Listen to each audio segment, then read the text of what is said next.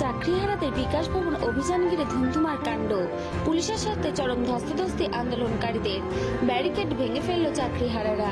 বিকাশ ভবনের ভিতরে ঢুকে ব্যাপক বিক্ষোভ, তুমুল উত্তেজনা এলাকা জুড়ে।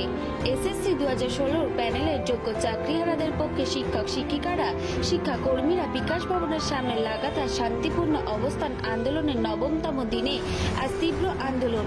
বিকাশ ভবনের পিছনের গেট হয়ে ভেতরে ঢোকার চেষ্টা চাকরিহারাদের। পুলিশের বাধা পেয়ে পুলিশের সাথে ধস্তাধস্তি চাকরিহারাদের।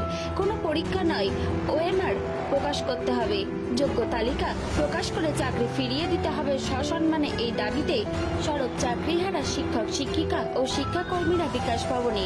বিশাল পুলিশ বাহিনী এলাকায়। কলকাতা থেকে ব্যুরো রিপোর্ট, HR News 24।